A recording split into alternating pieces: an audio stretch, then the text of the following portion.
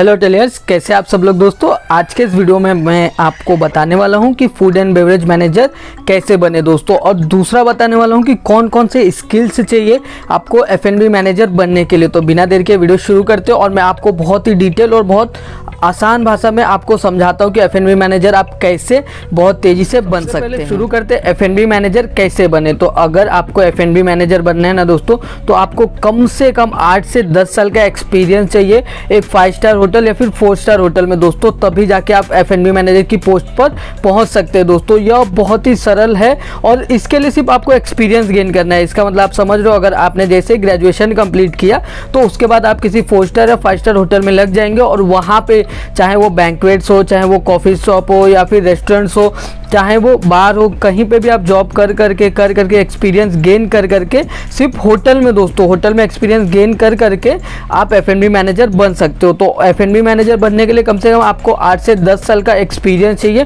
किसी अच्छी प्रॉपर्टी और किसी अच्छे होटल ब्रांड के साथ।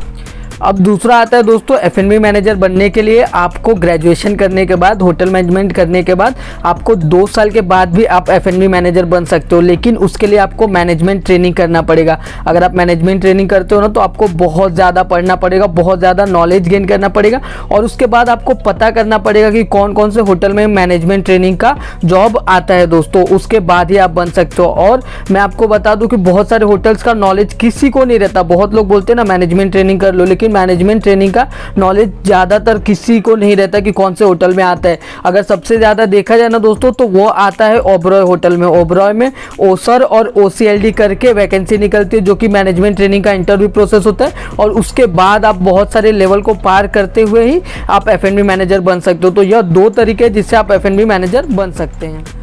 अब बात करते हैं दोस्तों कौन कौन से स्किल्स रिक्वायर्ड रहते हैं F&B मैनेजर बनने के लिए। तो सबसे पहले स्किल्स आ जाता है दोस्तों, वो है लीडरशिप स्किल्स। लीडरशिप स्किल्स क्यों बोल रहा हूँ दोस्तों, क्योंकि अगर आप F&B मैनेजर बन रहे हो ना, तो आपको पता होना चाहिए कि आपके अंडर में कौन कौन से डिपार्टमेंट आते हैं और उसके बाद किन किन लोगों के साथ आपको मीटिंग करना पड़ता है, मेन्यू डिसाइड करना पड़ता है। तो आपके अंदर एक लीडरशिप स्किल्स रहनी चाहिए, क्योंकि अगर लोगों को मैनेज करना है ना, तो बिना लीडर के कोई लोगों को मैनेज नहीं कर सकता। और आपके अंडर कम से कम 20 से 30 या फिर उससे ज़्यादा स्टाफ आते हैं और गेस्ट को पकड़ लीजिए तो 1000 गेस्ट के आसपास, फिर 1500 या फिर 2000 के गेस्ट भी आते हैं आपके अंडर। तो आपको लीडरशिप स्किल्स आना चाहिए कि कोई गेस्ट अगर गुस्सा हो गया तो कैसे आप लीडर की तरह उसको ट्रीट करके अच्छे से उसको समझा सकते हो और बहुत अच्छे से उसको मैनेज कर सकते हो दोस्तों। तो यह स्किल्स बहुत इंपॉर्टेंट स्किल्स है। अगर आपको F&B मैनेजर बनना है तो यह स्किल्स आपको आना चाहिए। दूसरा स्किल्स आ जाता है दोस्तों कम्युनिकेशन स्किल्स। कम्युनिकेशन स्किल्स इसलिए मायने रखता है ना, क्योंकि अगर आपको कभी गेस्ट से बात करना पड़े, मतलब बहुत ज़्यादा जगहों पे ना F&B मैनेजर को ही गेस्ट से बात करना पड़ता है। अगर गेस्ट को कुछ रिक्वायरमेंट रहा, अगर गेस्ट को किसी भी चीज़ की ज़रूरत रही ना, तो पहले मैनेजर से बात करते हो। और मैनेजर एज अ मैनेजर आपका कम्युनिकेशन स्किल्स बहुत अच्छा रहना चाहिए, तभी जाके आप एक अच्छा F&B मैनेजर बन सकते हैं। विदाउट गुड कम्युनिकेशन स्किल्स आप एक अच्छा F&B मैनेजर नहीं बन सकते दोस्तों। तो यह बात आपको ध्यान में रखना चाहिए और आपको अपने कम्युनिकेशन स्किल्स पे बहुत ज़्यादा फोकस करना चाहिए और उसको इम्प्रूव करना चाहिए। और मोस्ट इंपॉर्टेंट स्किल्स आ जाता है दोस्तों good networking skills. Networking skills इसलिए ना, क्योंकि अगर आप किसी भी स्टाफ को हायर करना चाहते हैं, समझो F&B डिपार्टमेंट ऐसा हो गया ना दोस्तों जहाँ पे स्टाफ का शॉर्टेज होता है, तो आपको एक अच्छा नेटवर्किंग स्किल्स चाहिए, क्योंकि बहुत सारे लोगों से नेटवर्क करके जहाँ भी आपको एक स्टाफ की ज़रूरत पड़े तो वहाँ आप अपने स्टाफ हायर कर सकते हो। तो इसके लिए नेटवर्किंग स्किल्स बहुत इंपॉर्टेंट रहता है। जितना ज़्यादा आप नेटवर्क बनाओगे उतना आपको स्टाफ की कमी नहीं होगी। और एज अ F&B मैनेजर दोस्तों आपका सबसे बड़ा प्रॉब्लम यही रहता है कि बहुत सारे स्टाफ छोड़ के चले जाते हैं, किसी को काम ज़्यादा हैवी लगता है, किसी को कुछ प्रॉब्लम रहता है। तो ये सब हैंडल करने के लिए ना आपको एक नेटवर्किंग स्किल्स चाहिए दोस्तों। बिना नेटवर्किंग स्किल्स के आप F&B मैनेजर नहीं बन सकते दोस्तों। कि आपको कौन कौन से नॉलेज की रिक्वायर रहती है F&B मैनेजर बनने के लिए। तो सबसे पहला नॉलेज आ जाता है दोस्तों क्यूजीन। आपको जितने ज़्यादा क्यूजीन के बारे में नॉलेज होगा ना दोस्तों, उतना ही ज़्यादा आपको हेल्प होगी F&B मैनेजर बनने के लिए। दूसरा हो गया मेनू सेटअप दोस्तों। अगर आप F&B मैनेजर बन रहे हो ना, तो आपको वेरियस टाइप्स के मेनू सेटअप करने आना चाहिए। ये इसलिए इंपॉर्टेंट रहता है ना कि जब आप शेफ के साथ बैठोगे और मेनू डिसाइड करोगे ना दोस्तों, तो यह इसलिए इंपॉर्टेंट रहता है कि आपको मेनू प्रिपरेशन आना चाहिए दोस्तों, या फिर मेनू सेटअप आना चाहिए।